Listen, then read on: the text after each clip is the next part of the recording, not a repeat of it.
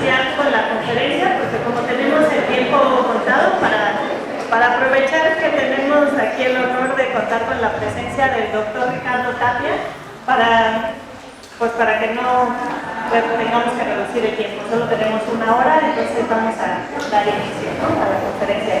Yo sé que todavía hay muchos chicos allá afuera, pero pues vamos a empezar de una vez. Entonces, pues muchas gracias al doctor Ricardo Tapia Ibargüengoitia por estar aquí con nosotros. El doctor es médico cirujano de la Facultad de Medicina de la UNAM y doctor en bioquímica de la UNAM, investigador emérito y profesor en el Instituto de Fisiología Celular de la UNAM. Sus áreas de trabajo son las neurociencias y la bioética. Ha publicado 176 artículos de investigación original sobre neurofisiología y neuroquímica en revistas científicas internacionales que han sido citados más de 5.000 veces y más de 185 trabajos de investigación,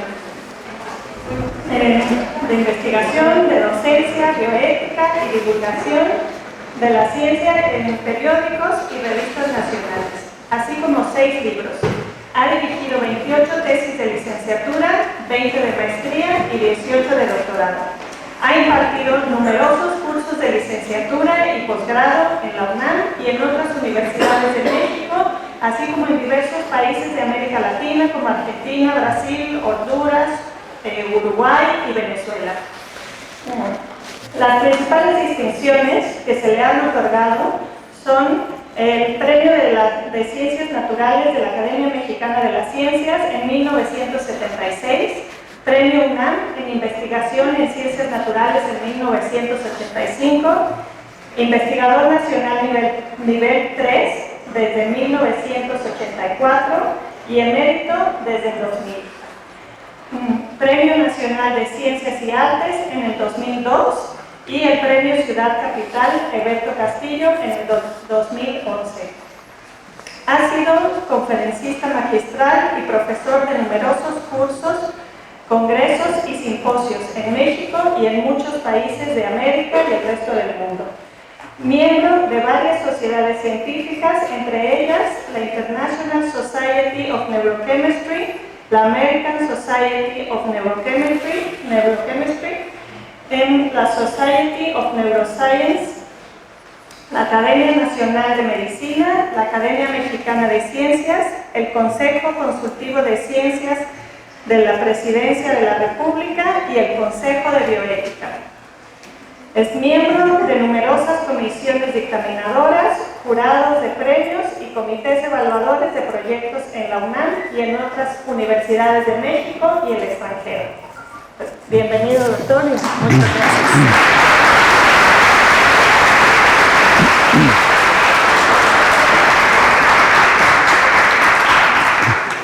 Gracias, muchas gracias por la presentación y gracias por invitarme a esta facultad tan cercana de aquí del instituto y donde hemos participado en muchas ocasiones en este tipo de actividades. El título de la plática, según el programa, es Mente y Cerebro. Como ven ustedes, no corresponde, pero en realidad sí corresponde, porque esto es el título de una plática que di en la Academia de Ciencias hace unos meses, en una reunión precisamente con jóvenes que se llama Encuentros de Ciencia. Y el título de esta plática fue Química de la Comunicación Neuronal. Y como les voy a explicar a ustedes, este es el centro. Les voy a tratar de demostrar cómo la química de la comunicación neuronal es precisamente el centro de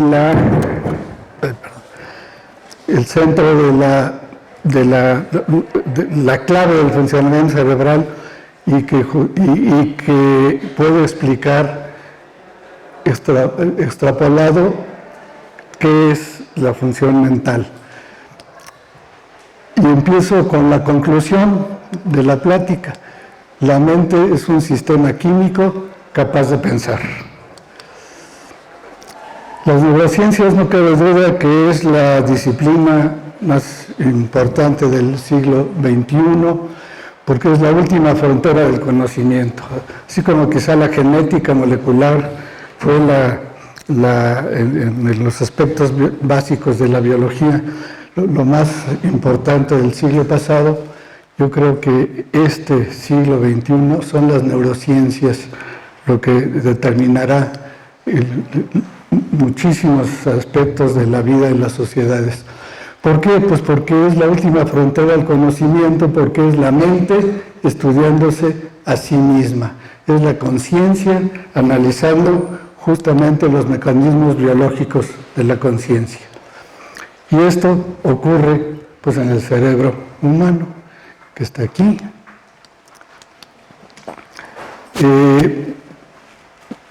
Los adelantos en las neurociencias en los últimos 100 años, sobre todo en los últimos 100, 120 años, han sido extraordinarios, mucho más de lo que se había avanzado en todos los siglos anteriores, como en todas las ciencias, diría yo. Sin embargo, desde el siglo XVI, el gran Andrea Vesalio, en 1543, publicó su libro fantástico de anatomía, donde tiene dibujos de este tipo, y en donde está ya el cráneo destapado, el cerebro con sus dos hemisferios y los ventrículos cerebrales, 1543. Sin embargo, varios siglos antes, desde el siglo IV a.C., Hipócrates, uno de los más grandes médicos de la antigüedad, escribió a propósito de la enfermedad sagrada que es la epilepsia. La epilepsia, como ustedes saben, pues es tiene como síntomas las convulsiones, la salivación, y se consideraba que era una posesión demoníaca. Por eso es importante lo que dijo Hipócrates sobre esta enfermedad. Deberían saber que solo el cerebro se origina de alegrías, placeres y risas, tristezas, penas, dolor. Allí es donde adquirimos conocimientos, vemos, oímos, qué es correcto, incorrecto, qué es dulce o insípido. Es el mismo órgano que determina locura, delirio, miedos, terrores. Se ejerce el mayor poder sobre el hombre.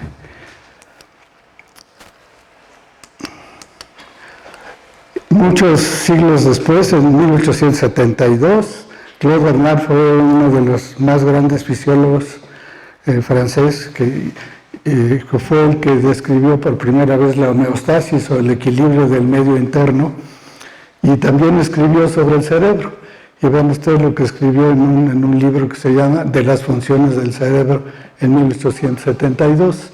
Desde el punto de vista fisiológico, los fenómenos metafísicos del pensamiento, conciencia y la inteligencia, que subrayan diferentes manifestaciones del alma humana, son procesos vitales comunes y no pueden ser sino el resultado de la fisiología cerebral. Los experimentos fisiológicos y el conocimiento de la anatomía deben estudiarse como si fueran los de cualquier otro órgano del cuerpo. Y ya casi o más de un siglo después, Francis Crick, si saben, les suena Francis Crick, Watson y Crick, la doble hélice del DNA. Bueno, Francis Crick se fue a trabajar años después del descubrimiento de la doble hélice a California y empezó a estudiar algo sobre la conciencia desde el punto de vista neurocientífico. Y escribió este libro que se llama La hipótesis sorprendente, ¿no? La búsqueda científica del alma. Y vean la frase que está en este libro: alegrías, tristezas, recuerdos y ambiciones, sentido de identidad personal y libre albedrío son en realidad solo la conducta de un inmenso conjunto de células nerviosas y sus moléculas asociadas. ¿Les suena que es un plagio de Hipócrates? Excepto por esto, conjunto de células, conducta de un conjunto de células nerviosas. Y claro, Hipócrates no tenía obviamente la menor idea de que estábamos formados por células. Y es que, como les decía yo, a partir de entonces, todo este siglo, ha habido una enorme cantidad de información y que abarcan una serie de aspectos, neurociencias cognitivas, se han desarrollado nuevas técnicas para visualizar la actividad neural, algunas no invasivas, y es importante entonces recalcar con toda esta introducción de lo que han dicho los autores desde hace siglos, que la clave central de las funciones de las neuronas y de las células gliales y la naturaleza de las interacciones entre los distintos celulares y los circuitos son los que determinan el funcionamiento, gracias a los adelantos del siglo pasado y lo que va de este. Y aquí la neuroquímica ha sido fundamental, ya que ha demostrado que la comunicación interneuronal es de naturaleza química. En mi opinión, este es un descubrimiento comparable al de la estructura de los genes y del código genético, como voy a tratar de platicarles. Y es que efectivamente lo que determina nuestra salud mental y conducta de todos los días, pues es el funcionamiento del cerebro, el funcionamiento de las neuronas, mucho más que los genes. Los genes determinan la formación y la estructura de cada quien, pero cada acto que hacemos, cada pensamiento que tenemos en cada momento de nuestra vida, depende no de nuestros genes, sino de cómo están funcionando nuestras neuronas en el cerebro. Estos nuevos conocimientos entonces han abierto un nuevo panorama para entender lo que es la conciencia.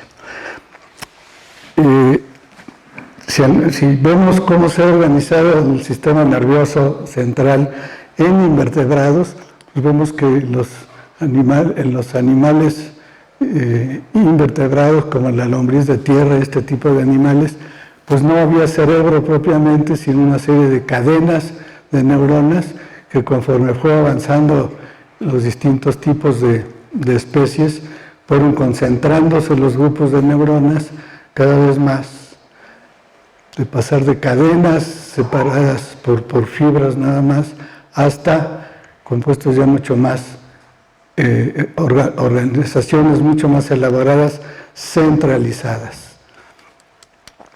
Ya todavía esto es en anélidos, ya en vertebrados, ya veo la cefalización en el curso de la evolución.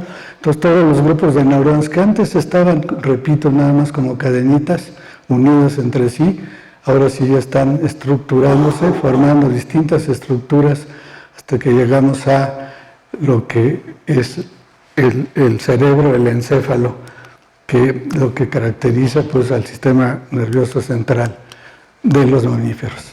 En cuanto al hombre mismo, en la evolución de los homínidos, pues primero el cerebro ocupaba una cantidad muy pequeña del cráneo, la mandíbula era mucho más importante, y en el curso de la evolución esto fue cambiando hasta que ahora en el Homo sapiens pues tenemos un cerebro mucho más grande y la mandíbula mucho más pequeña.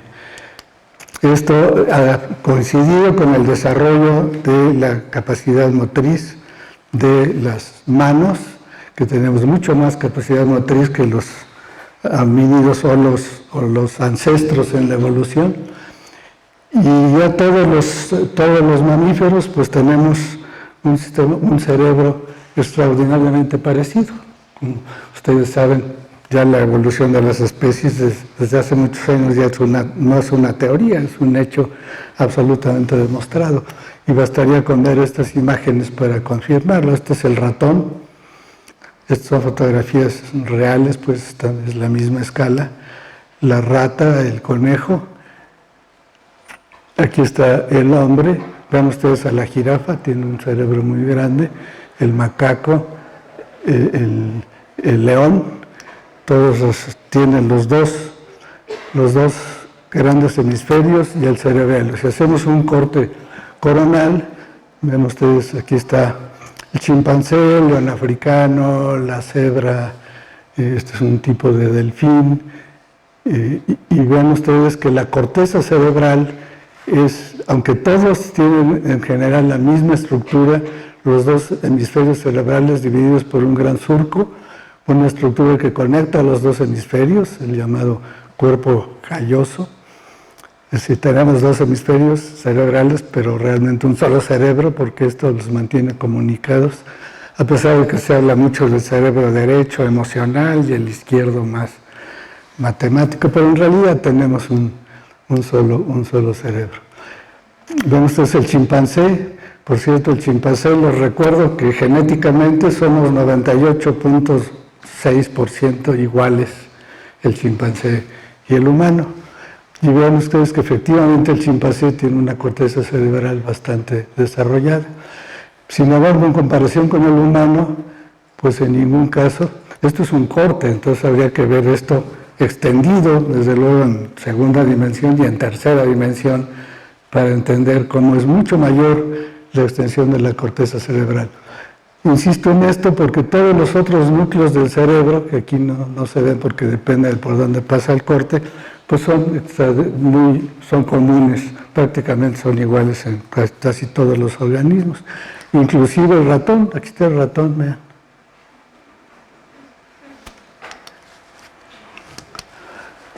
Bueno, entonces es importante esto porque se ha dicho mucho que el tamaño del cerebro pues tiene mucho que ver. Y en esta gráfica, que es logarítmica, aquí está el peso del cuerpo y el peso del cerebro, se puede trazar una línea recta. Recuerden que es logarítmico esto, y sin embargo el hombre se sale considerablemente. Parece que no se sale mucho, pero como es escala logarítmica, en realidad sí se sale bastante de todo el resto. Y ya habido muchos trabajos recientes en donde demuestran que efectivamente no tanto el peso relativo, el peso del cerebro relativo al cuerpo, sino el número de neuronas que hay en el cerebro, sobre todo en la corteza cerebral, sí hace una gran diferencia entre las distintas especies.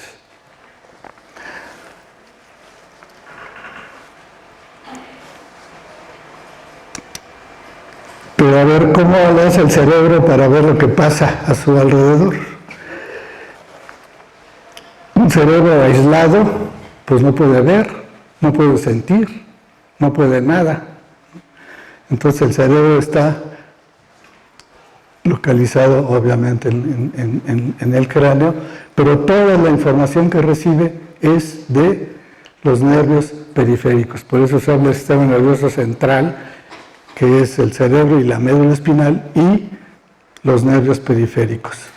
Todas nuestras sensaciones, absolutamente todas, del cuerpo, cutáneas, dolor, temperatura, presión, etcétera, tienen que llegar a la médula espinal a través de los axones, que ya vamos a revisar qué son, y el impulso nervioso tiene que recorrer toda la médula espinal hasta llegar al cerebro. Esta es la columna vertebral, donde está la médula espinal. Estos son los ganglios sensoriales que llegan a la raíz dorsal de la médula espinal. Y de la región ventral de la médula espinal es donde salen los nervios motores, es decir, tenemos nervios que llevan sensaciones hasta el cerebro vía médula espinal y nervios motores que llevan el impulso hacia los músculos. Estos son los nervios rodeados de mielina, vistos en microscopía electrónica de barrido, cubiertos de una estructura que se llama mielina. Esta es la mielina que recubre cada uno de los axones. La mielina es una estructura muy interesante, formada básicamente por proteolípidos, y es tan importante que cuando hay alteraciones de la mielina, entonces ya no hay conducción adecuada del impulso nervioso.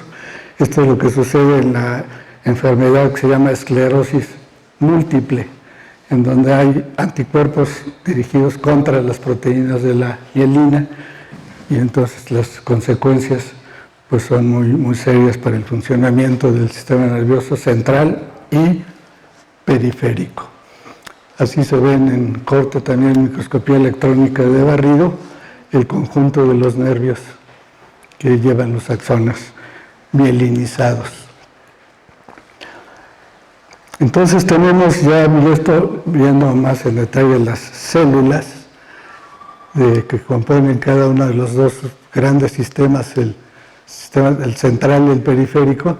Ya desde aquí vemos que las neuronas tienen una muy distinta forma. Estas son las llamadas neuronas sensoriales, este sería el campo sensorial, en donde las neuronas se han especializado para tener receptores a los sentidos. Aquí están las neuronas del sistema de la cóclea, el auditivo, el óptico, el nervio óptico, el vestibular, y son neuronas cuyo cuerpo está en medio, son bipolares, los receptores son estos de acá, las terminales nerviosas libres son las que detectan el dolor, y según entonces el tipo de neurona y su localización es el tipo de impulso que llevan.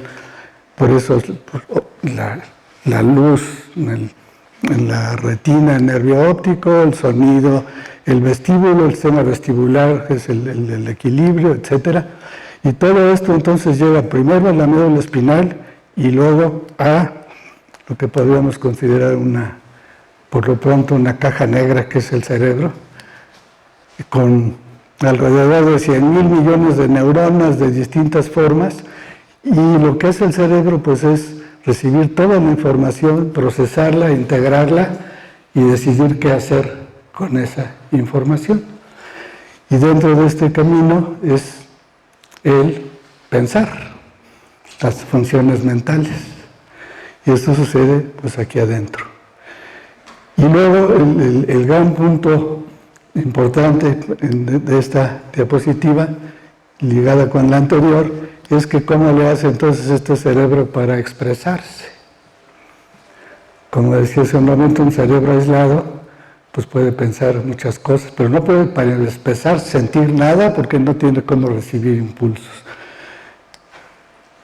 estímulos. Y segundo, pues no puede decidir, no puede expresar todo lo que puede pensar. ¿Qué es lo que permite expresarse el cerebro? Los músculos. Todo lo que hace el cerebro para que se exprese depende de que los estímulos lleguen a las motoneuronas o neuronas motoras, inicialmente en la corteza cerebral motora, y de ahí a las células motoras de la médula espinal, la de los nervios periféricos motores. De tal manera que si no hay estas motoneuronas y todo el procesamiento de movimiento, simplemente no hay contracción muscular. Entonces esto es tan importante considerar que si no pudiéramos mover los músculos, simplemente seríamos cerebros totalmente aislados. Cada expresión, movimientos de los músculos, las cejas, la lengua, el hablar, todo son movimientos musculares. De hecho, una de las enfermedades, si me da tiempo les hablo de ellas al final, más terribles que hay es cuando se mueren las neuronas motoras, es la esclerosis lateral amiotrófica, y las personas se quedan totalmente paralizadas. No se puede mover nada, absolutamente nada. Aquí vale la pena hacer una consideración importante. Con todo lo que he dicho, parecería que todo es como un reflejo, ¿no? Llegan estímulos, el cerebro de manera refleja decide qué músculos mover para expresarse. Pero ¿qué hay con el movimiento voluntario? ¿Cómo es que la voluntad puede mover un músculo? A ver, vamos a hacer un ejercicio. En el momento que yo diga ya, todos ustedes, el que quiera, por supuesto, ahí está la voluntad, va a contraer el dedo gordo de su pie izquierdo. Ya. ¿Quién lo contrajo? La mayoría lo contrajo. ¿Cómo lo hicieron?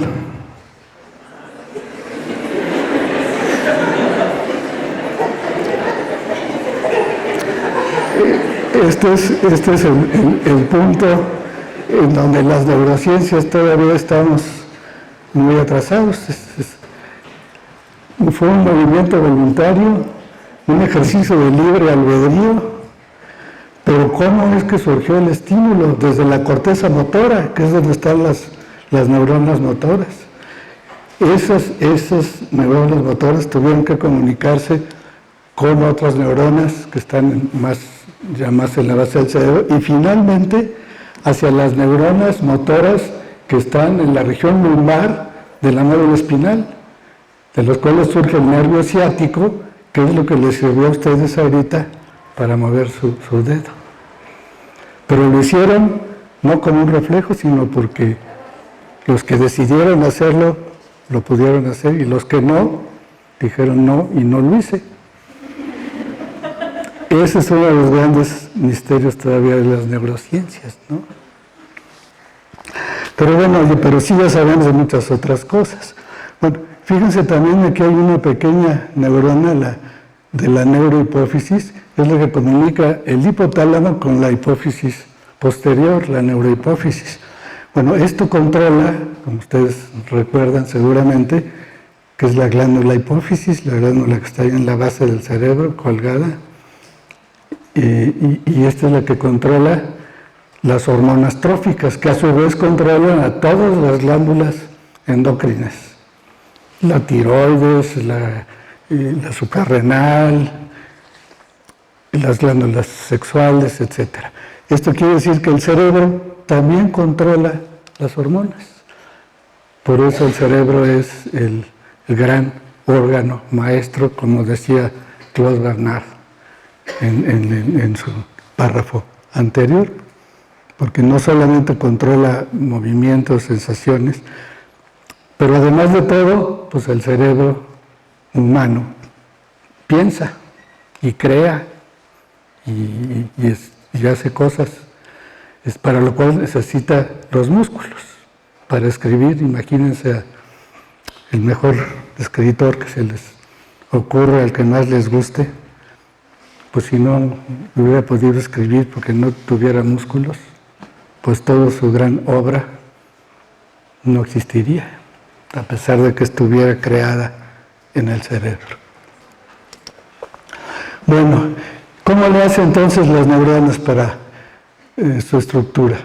Todas tienen entonces un soma, este es su axona, esta es la mielina, que está formada por otro tipo de células, que se llaman células gliales o oligodendrocitos, y esto podría ser el músculo, aquí está pintado una neurona, pero en realidad podría ser el músculo, porque también así es como terminan los axones de las neuronas motoras en el músculo.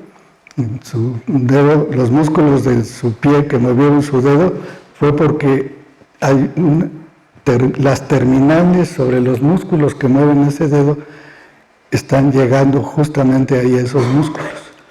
¿Y qué es lo que pasó? Que se liberó una sustancia que es el neurotransmisor, y a eso vamos a ir ahorita.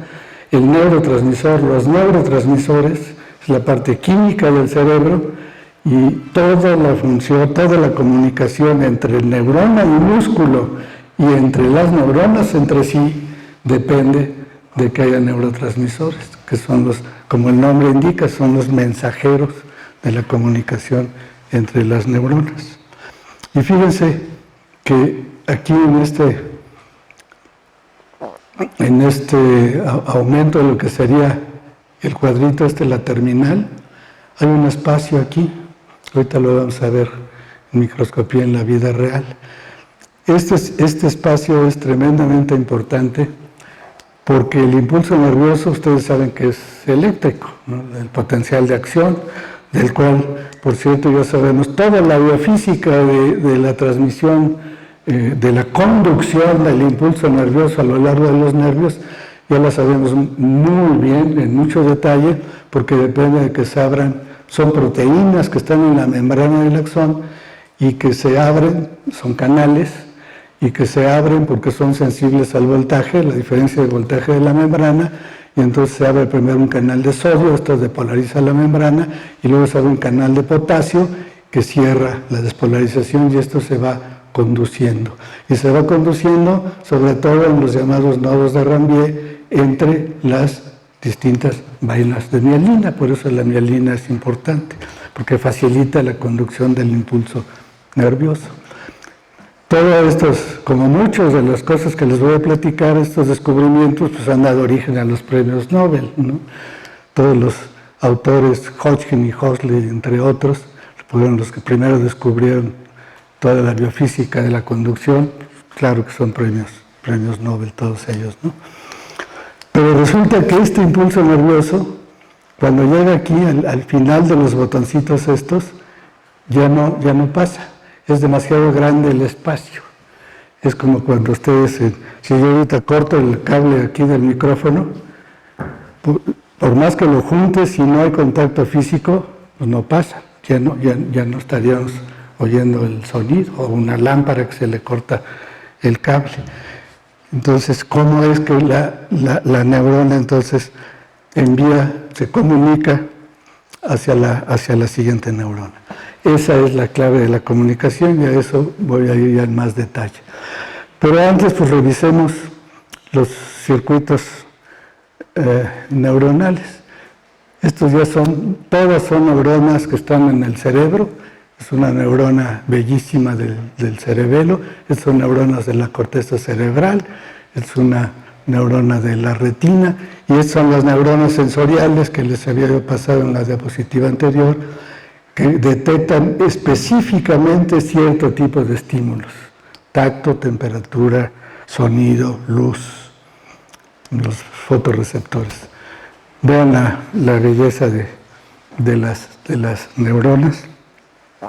El primero que describió esta estructura maravillosa de las neuronas fue Ramón y Cajal, Santiago Ramón y Cajal, a finales del siglo XIX. Hace apenas 120 años se creía que todas las neuronas estaban bien pegaditas una con otra, que era una retícula, y que el impulso nervioso pues pasaba directamente de una a otra. Fue Ramón y Cajal el que, usando la técnica de Golgi, de un italiano, Camillo Golgi, fue el que describió que las neuronas son individuales y que no tienen comunicación estructural con la siguiente neurona. Esto fue un adelanto extraordinario, y si ustedes ven los libros de Ramón y Cajal, verán que realmente hizo una obra extraordinaria, simplemente viendo y dibujando las células. Y todo esto ya se ha confirmado con las técnicas modernas de histología después de Cajal, ¿no? Cajal llevó estos descubrimientos a fines del siglo XIX, en 1890 y tantos, a un congreso en Alemania, y tuvo que demostrar a los alemanes que así era, porque los alemanes, no recuerdo los nombres de los científicos alemanes, estaban convencidos de que era una retícula y no eran células individuales. Todas las neuronas entonces tienen un cuerpo, una sola salida, que es el axón. En el caso de esta neurona de la corteza cerebral es y todo lo demás es lo que se llama el árbol dendrítico, que recibe señales, y recibe señales de distintas neuronas. Entonces, cada neurona tiene que integrar toda la comunicación que recibe en cada uno de los sitios de comunicación, integrarlo y decidir si manda un impulso nervioso por su axón o no. Eso es todo lo que sabe hacer una neurona. Pobrecitas, nada más eso pueden hacer, ¿no? Fíjense, en este esquema, todo lo que está en color café es lo que le llega, nada más que aquí está ya esquemático, porque en la vida real, en realidad, esta es la cantidad de dendritas que tiene, ¿no? Y aquí quiere decir que el número de conexiones, no he dicho el nombre, pero ya se lo saben ustedes, son las sinapsis. Esos sitios de comunicación se llaman sinapsis. Bueno, vean el número de sinapsis que puede haber entonces simplemente en una célula de Purkinje, o aquí, donde cada una de estas ramas dendríticas puede recibir un montón de señales, y por eso se han descrito estos que se llaman botones dendríticos, prolongaciones dendríticas, en donde en cada uno de estos sitios puede llegar una conexión de otras neuronas. Entonces vean la complejidad del asunto, pero al mismo tiempo todo lo que ya hemos aprendido. Bueno, y a nivel ya de circuitos, pues esta es la corteza cerebral, aquí está un esquema, hay motoneuronas de distintos tamaños y ya vamos a ver que algunas tienen una función distinta a otras. Esto es en las distintas especies, esto se les debe haber pasado antes, este de humanos, este es el ratón, esta es la rata. Ciertamente la corteza cerebral del hombre es la más elaborada y complicada, además de su tamaño, de todas. Esto es lo que aparentemente explica que el hombre sea la única especie que puede crear arte, pensar, escribir y generar cosas destructivas también, ¿no? Bueno, para que vean los circuitos, desde una estructura aparentemente tan simple como la retina, el ojo está en la retina, ya hay circuitos en la retina. Aquí hay varias células, es el grueso de la retina. La luz llega, entonces, por supuesto, tiene que cruzar la córnea, el cristalino, cruza todo el medio del ojo y llega, y la luz tiene que llegar hasta los fotorreceptores que están en el fondo, y aquí empiezan ya las conexiones sinápticas, ya estamos en sinapsis. Son sinapsis muy específicas de la retina, que todos funcionan con neurotransmisores. ¿Para qué? Para que ese neurotransmisor, como les voy a explicar ahorita, cruce ese espacio y así permita la comunicación.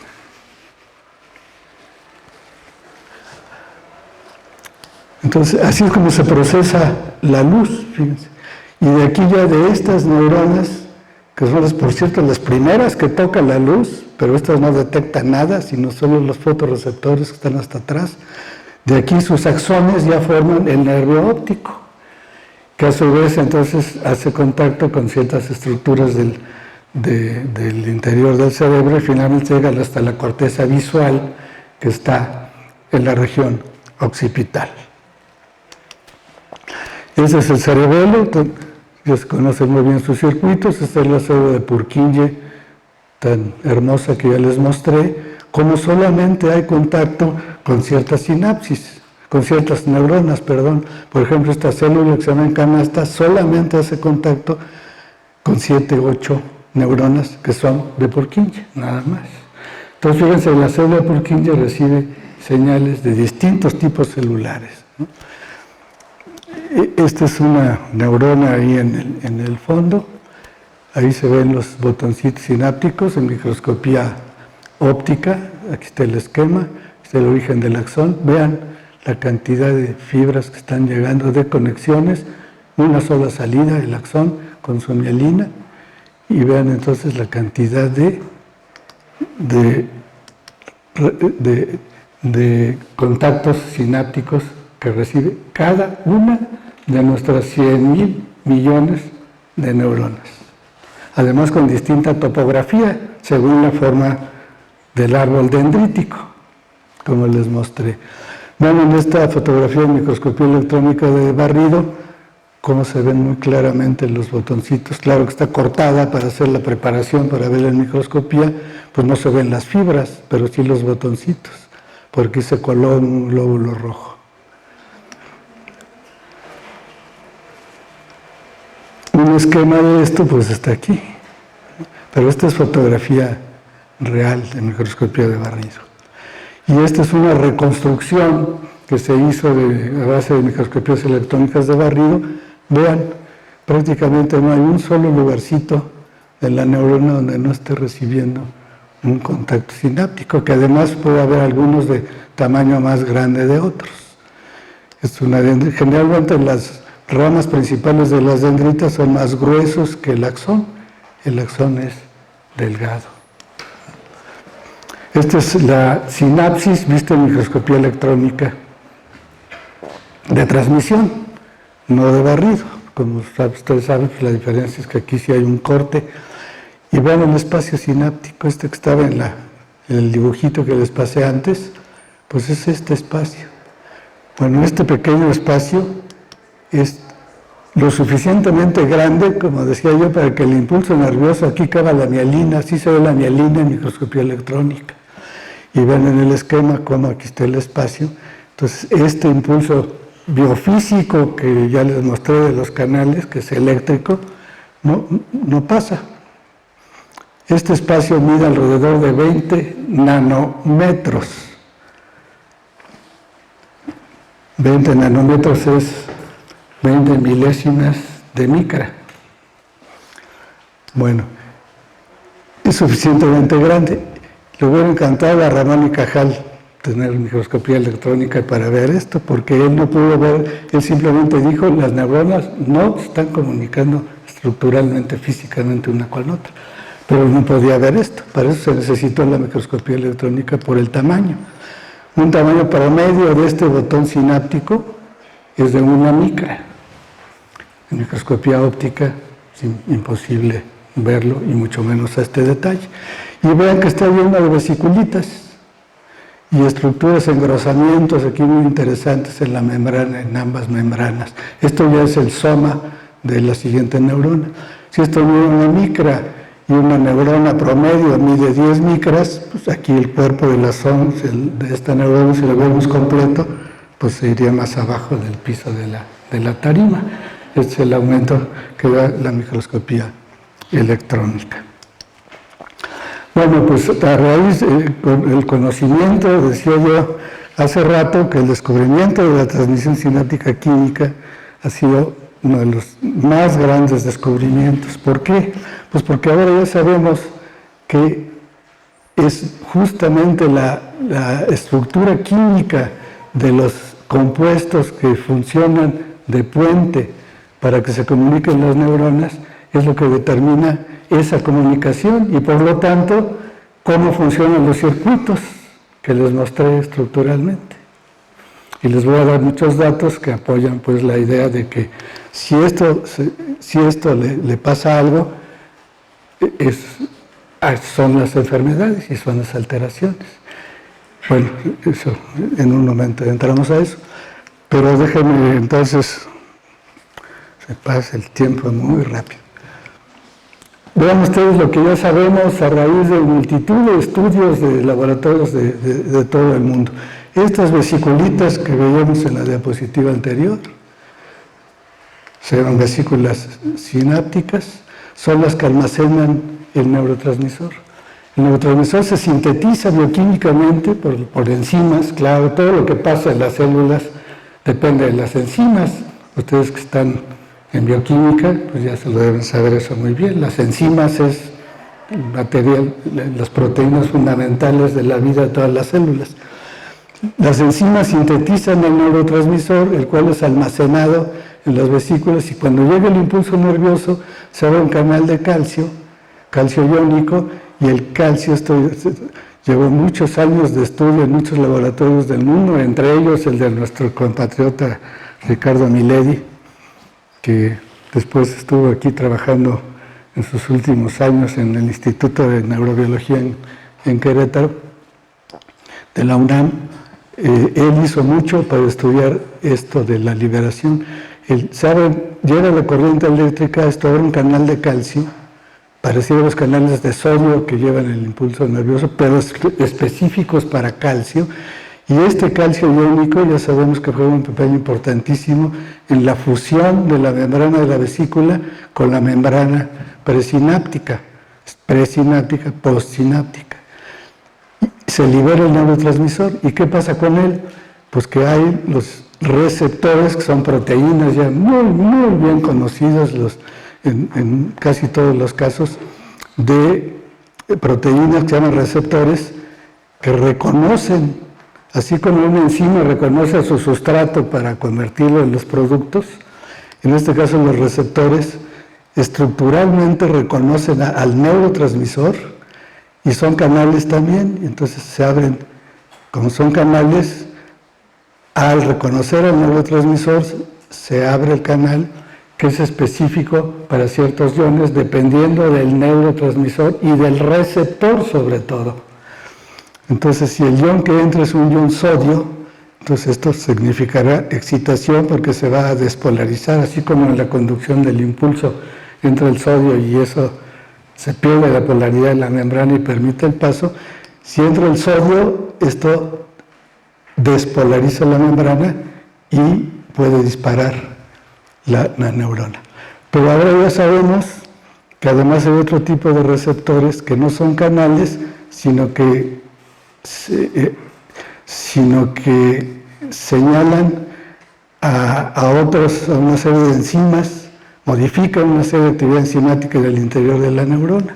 Y como vamos a ver, esto es muy importante. La otra cosa importantísima es que ese neurotransmisor tiene que eliminarse de ahí. Si se queda ahí, pues ya no es funcional el asunto, ¿no? Porque todo tiene que ser dinámico. Se quedaría, el receptor ya no podría seguir funcionando porque se quedaría con el neurotransmisor pegado, por poner solo un ejemplo de lo que pasaría. Entonces ahora sabemos que se puede eliminar este neurotransmisor de varias maneras. Una que ha resultado importantísima es que hay otras proteínas que lo que hacen es transportar, se llaman transportadores, porque transportan ¿a dónde? A otro tipo de células que se llaman células gliales, que no son las mismas de la mielina, sino que se llama la astroglía, los astrocitos. Bueno, pues este es el mecanismo básico central de la comunicación interneuronal. Entonces, como ustedes comprenderán, pues ha sido la labor de muchísimos años y mucho trabajo identificar a los neurotransmisores y ver en qué circuitos de estos que les mostré participan cada uno de los neurotransmisores y qué pasa cuando se altera la función de algunos de ellos. Bueno, con todos estos datos que les di, ya queda poco tiempo, pero voy a tratar de tres tipos de argumentos para tratar de mostrar a ustedes por qué yo pienso que la actividad mental depende de esta comunicación química. Uno es el efecto de drogas, otro es qué pasa en las enfermedades neurodegenerativas y otro, unos descubrimientos recientes de autoanticuerpos que actúan sobre el cerebro. Ya les mencioné yo un anticuerpo que actúa sobre la mielina y que es causa de la esclerosis múltiple. Pero eso es sobre la mielina, pero ahora les voy a hablar sobre esto. Entonces son tres tipos de argumentos distintos que demuestran lo que yo postulo. Primero es lo de las drogas. Bueno, aquí pongo algo de la prohibición, ¿no? Que la prohibición es una absoluta tontería no llevar, bueno, esa es otra plática que he dado recientemente, lo de la legalización de la marihuana y las drogas, ¿no? Que la prohibición no ha llevado más que al desastre de la salud pública y a llenar a los jóvenes, llenar las cárceles de jóvenes, ¿no? Bueno, todas las drogas, ilícitas o no, antiepilépticos, antiparkinsónicos, somníferos, anestésicos, ansiolíticos, antidepresivos, antipsicóticos, todas estas drogas y muchas de las que vamos a hablar que parece que aumentan la capacidad de aprendizaje y la memoria, todas actúan sobre transmisión sináptica o sobre canales de la conducción del impulso nervioso. Todas. Aquí están los anestésicos. Ya este solo dato, fíjense lo que hacen las drogas, todas estas modifican la conducta. Entonces, tomen nota, ¿no? Una droga que modifica el alcohol, desde luego, no está aquí. Todo lo que modifica la conducta, pues es porque está,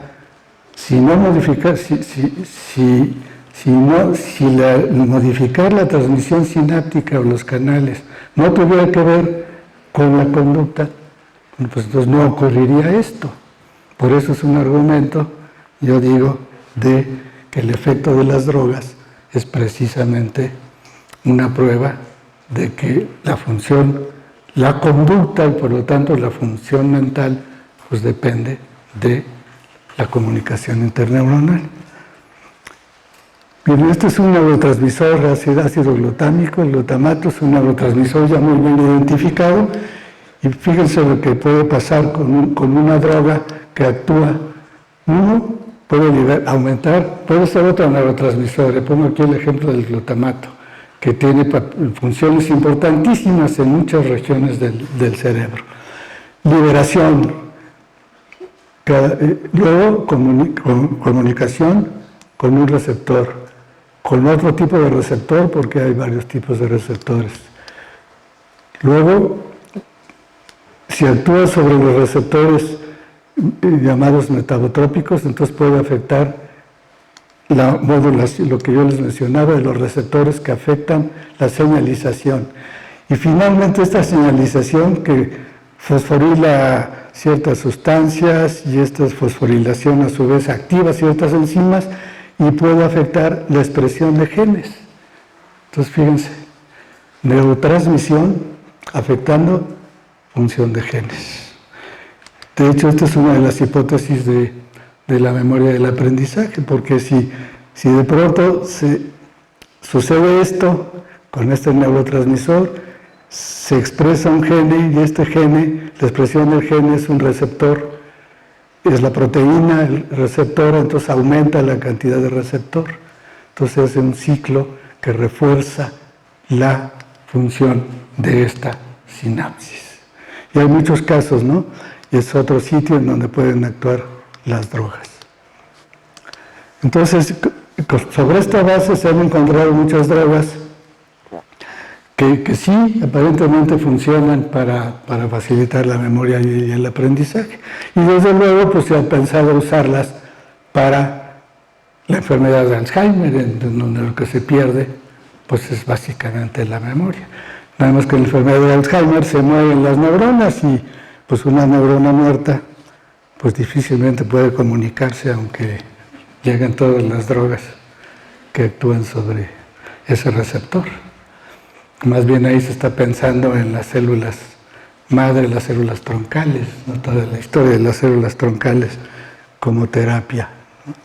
Pero bueno, ¿qué tal si alguna de estas drogas sí facilitan esta conducción del impulso nervioso? Entonces mejoraría la memoria. Bueno, pues hay muchas drogas que justamente sobre este neurotransmisor, el ácido glutámico, sí se ha mostrado que tienen efectos interesantes en experimentos en animales. Y muchas de ellas, en Estados Unidos, este dato que tengo del 2008, de esta droga que se llama modafinil, que es una de las que actúa sobre esta neurotransmisión glutamatérgica, se vendieron $700 millones compradas por personas sanas, no para tratar enfermedades. Estudiantes como ustedes, de las mejores universidades de Estados Unidos, que así pensaban pasar mejor sus exámenes. Entonces, por eso estas drogas ahora se le llaman las drogas listas, smart drugs. No sé si aquí las vendan en algún lugar. Una de ellas es el Ritalin, que se usó por mucho tiempo y se sigue usando para tratar a los niños con hiperactividad. Los niños hiperactivos y que no pueden, y con pérdida de atención, hay todo un síndrome en los niños y se tratan justamente con Ritalin. Bueno, esto ha dado lugar como uno de los aspectos de la neuroética, que es cómo usar el conocimiento de las neurociencias éticamente, ¿no? Y esto ha dado lugar entonces a que se empiece a hablar de drogas que aumentan la función cognitiva, que hacen a la gente que recuerde mejor las cosas, y si alguien recuerda mejor las cosas, pues se hace más inteligente. Entonces ahora ya se habla de enhancing drugs, ¿no? Todo un tema de ética. Pero vamos ahora a otro neurotransmisor, la serotonina. La serotonina tiene muchísimo que ver en los circuitos que tienen que ver con las emociones, que ya se conocen muy bien de esos circuitos. Bueno, seguramente todos ustedes han oído hablar de las drogas antidepresivas. La primera que generó toda una cantidad de datos y historias es el Prozac. ¿Qué hacen estas drogas antidepresivas? Actúan sobre el sistema de serotonina, serotoninérgico, y lo que hacen es impedir el transporte de serotonina. Les dije que un paso importante de la transmisión sináptica era eliminar al transportador de ahí. Todas estas drogas se llaman bloqueadores del transporte de serotonina. Aquí solamente está una, pero aquí hay otras. Y pueden o actuar sobre los receptores de serotonina, pero las más efectivas como antidepresivas han sido las que bloquean el transporte de serotonina. Entonces aumenta la transmisión serotoninérgica en esos circuitos. Díganme otra vez si no estamos ya hablando de funciones mentales modificadas. En este caso, la enfermedad, que es la depresión. Hablo de la depresión endógena, la que ahora tanta gente está causando tantos problemas, ¿no? La depresión que no es la depresión porque me peleé con mi novia y entonces estoy deprimiendo, la depresión que no se sabe la causa y que es crónica y que incapacita a las personas para trabajar y para moverse. Esas son las personas que están siendo tratadas con estos antidepresivos, justamente. Entonces vayan acumulando los datos que les estoy diciendo para ver cómo sí el efecto de las drogas pues, es una prueba de que alterar la transmisión sináptica, para bien o para mal, se alteran las funciones mentales, ¿no? Vean ustedes la estructura química de la dopamina y de la serotonina, y ahora vean el efecto de las drogas alucinantes, de algunas de las más poderosas que se conocen, ¿no?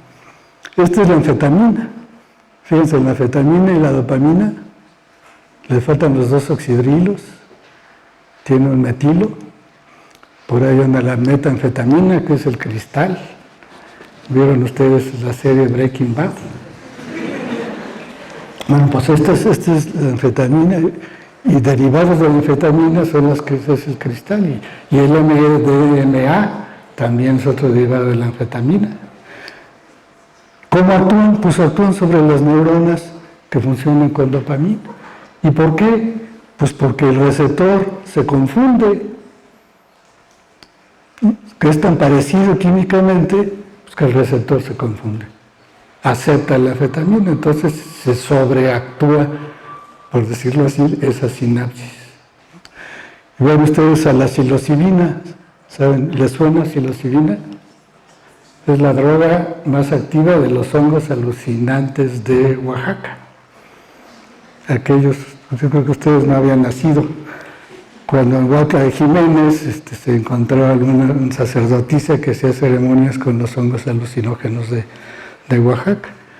Entonces eso generó la cantidad de gente que iba ahí a las ceremonias y a estudios bioquímicos muy importantes, muy interesantes. Y entonces analizaron los hongos, aislaron la psilocibina y ven el parecido de la psilocibina con la serotonina. Todos tienen el núcleo indol y solamente hay 2 metilos aquí. Por lo demás es prácticamente igual a la serotonina y tiene esos efectos alucinógenos. Esta es la mescalina, ¿les suena ese? El peyote. La mescalina es el compuesto más activo del peyote. Ese sí le suena más que el hongo de Oaxaca, ¿no? Bueno, pues vean la estructura de la mescalina, también muy parecido. Todos estos son catecolaminas, ¿no? Y hay otros muy poderosos. Bueno, y el más poderoso de todos, el LSD, el dietilamida del ácido lisérgico, ¿no?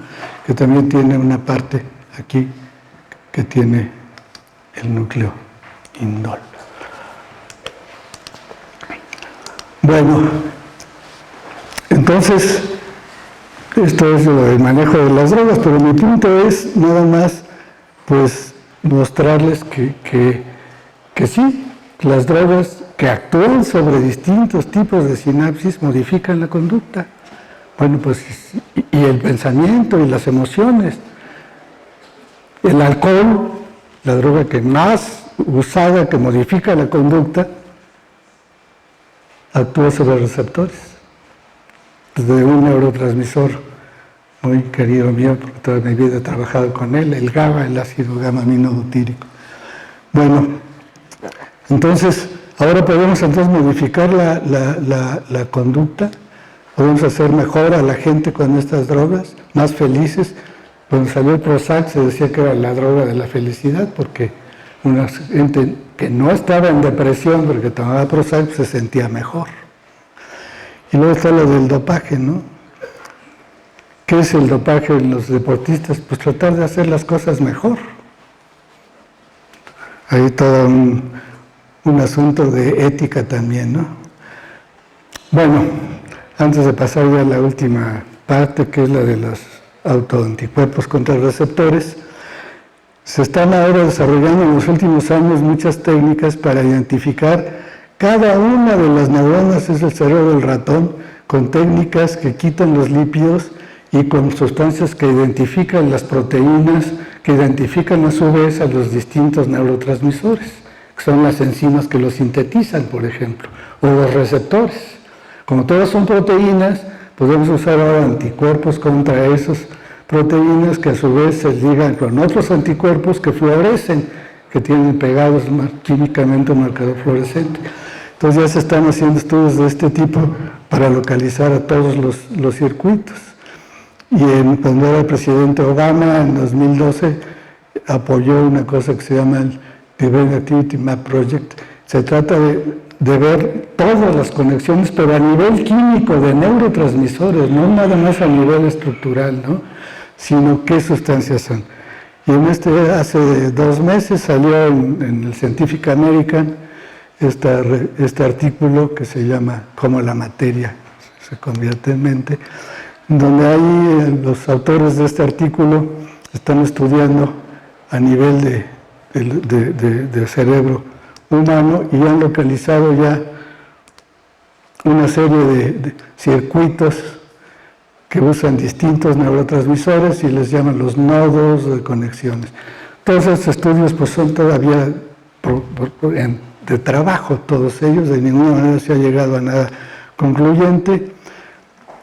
Y aquí sale una serie de funciones que evidentemente no se puede leer aquí, identificando qué circuito neuronal y por consiguiente qué neurotransmisor es el que tiene que ver con distintas conductas.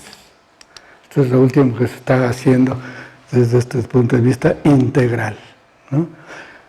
Son las conexiones de mielina. Bueno, entonces, ya estoy por terminar. Los datos que proporcionan las enfermedades neurológicas, bueno, falta lo de las enfermedades. Pero hasta aquí, pues espero que estén ustedes conmigo, que los datos de las drogas y las enfermedades, pues, aportan mucho a la conclusión. Hasta la vuelvo a pasar, porque apenas hace menos de 10 años, otra vez con neurotransmisores que empezó con este de glutámico,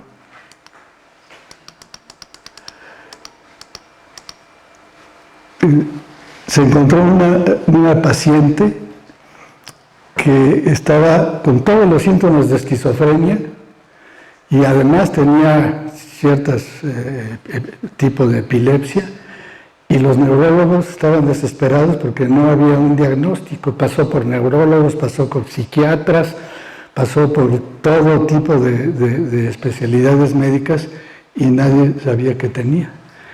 Hasta que alguno de los neurólogos pensó que lo que podía tener es que estaban afectados, que tenían anticuerpos, así como ya mencioné 2 veces, los anticuerpos contra la mielina en la esclerosis múltiple, que podía haber anticuerpos contra receptores. Entonces el anticuerpo se une al receptor e impide, por consiguiente, que el neurotransmisor funcione. Entonces, a raíz de ese trabajo, ya han aparecido muchísimos trabajos de ese hallazgo, muchos trabajos en donde se han encontrado anticuerpos contra receptores específicos para ciertos neurotransmisores, además del ácido glutámico, el del GABA, por ejemplo, el neurotransmisor GABA. Y los síntomas pues son muy variables según el anticuerpo. a qué receptor afecta.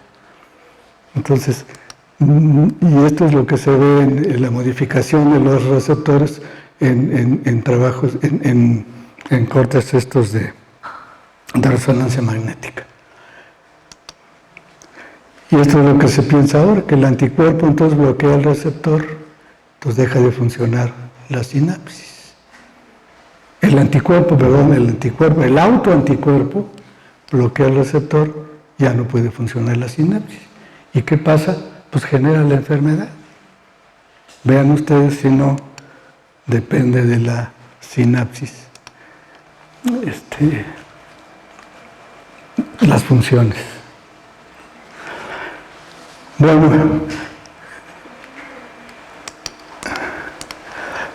esto se los pasa nada más porque hay una enfermedad que es esta, ya lo mencioné, la esclerosis lateral amiotrófica, la que tuvo, todos saben quién es este señor, ¿no? Stephen Hawking, que murió hace, 2 años, el gran astrofísico, el autor de La breve historia del tiempo y de la película de su vida, ¿no? ¿La vieron? La teoría del todo. Bueno, él tuvo la esclerosis lateral amiotrófica, nada más que es el único caso en toda la literatura médica que sobrevivió más de 5 años. Todos los enfermos de esta, que tienen este padecimiento, se mueren por problemas respiratorios, porque también se paralizan los músculos respiratorios. Y este es el Lou Gehrig. En Estados Unidos la enfermedad se llama de Lou Gehrig, porque este bateador, gran bateador de los años 30, fue diagnosticado y vivió solamente 3 años. Bueno, estos son experimentos de mi laboratorio, solo para mostrar a ustedes que así como lo que hacemos es matar las neuronas de la médula espinal, de la zona lumbar, entonces queda paralizada la pata correspondiente. ¿Cómo las matamos?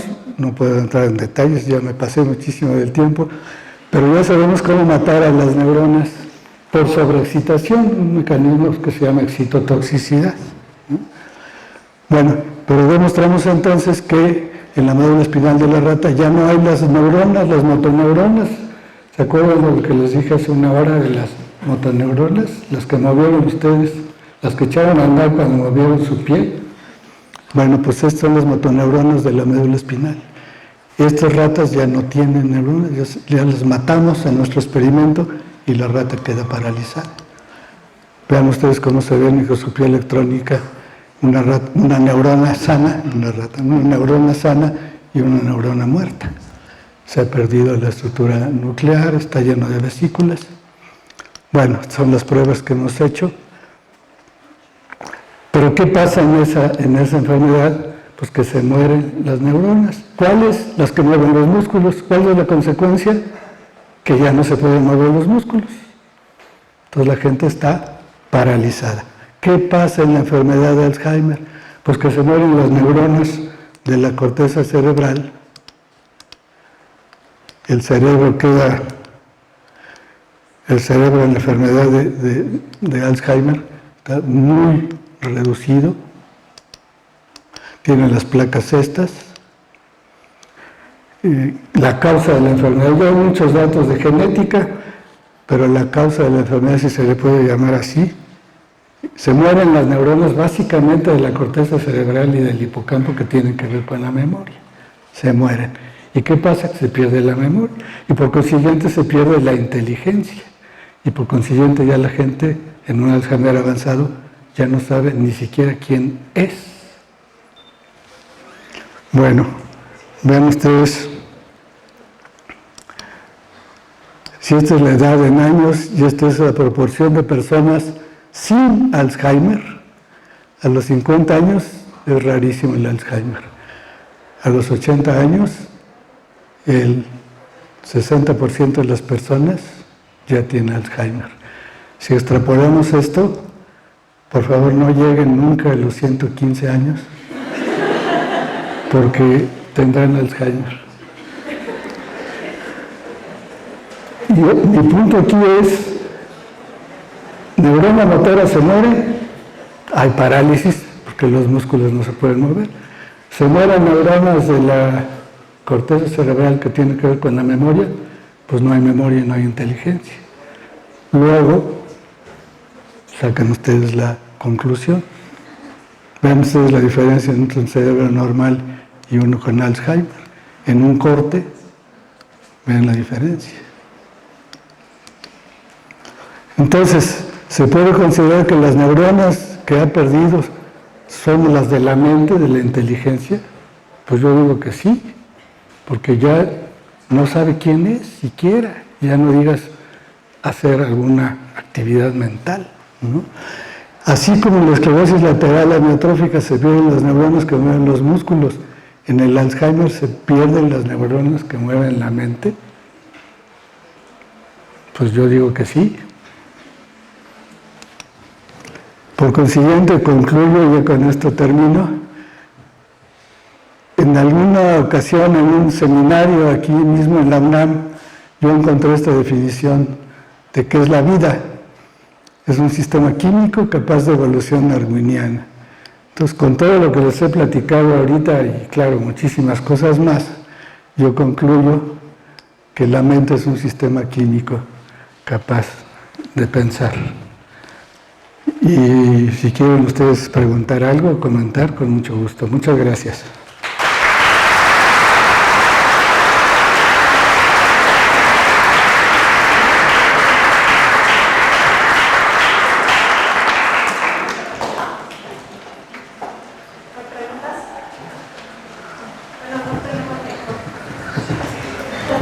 Bueno, retomando como a la parte de la comunicación química, por ejemplo, en la enfermedad de Huntington, se da que cierta proteína tiene mucha saturación de glutaminas en la región N-terminal, y cuando entra en contacto con la zona del estriado del cerebro, causa una reacción inmunoreactiva que, por consiguiente, degrada ese tejido que está en el cerebro.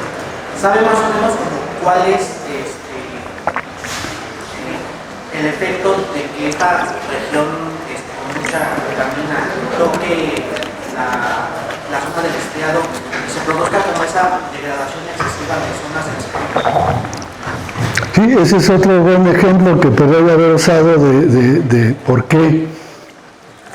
No más que la de Huntington, esa sí tiene origen genético, de un solo gen. Y ahí la proteína que se altera, cuya función no sé, hasta donde yo sé, todavía no se conoce con exactitud, es la huntingtina. Y efectivamente hay repeticiones ahí de la glutamina. Y pues sí, ese gene cuando se altera afecta primordialmente al estriado, como dices, ¿no? Yo creo que como no se sabe bien qué hace la huntingtina, todavía no podemos saber por qué esa especificidad sobre el estriado. Pero es otro ejemplo de los que podría haber dado de cómo una enfermedad va contra ciertos grupos neuronales y eso afecta pues la conducta. Bueno, pues muchísimas gracias. Yo sé que hay más preguntas, perdón, pero justo me acaban de volver a decir que a las 3 tenemos que salir del auditorio. Y entonces, si tienen más preguntas, pues los invito a que se acerquen personalmente al doctor Ricardo Tapia y le pregunten acá afuera. Y entonces podemos pasar a la... No, acá afuera no, porque ya me voy, pero yo estoy aquí. Pero yo estoy aquí en el Instituto de Fisiología Celular, a 400 metros de distancia, y ahí me paso todo el día. Así es que si quieren asomarse, y a lo mejor hasta se interesan por meterse a investigar las neurociencias, con mucho gusto ahí los puedo atender.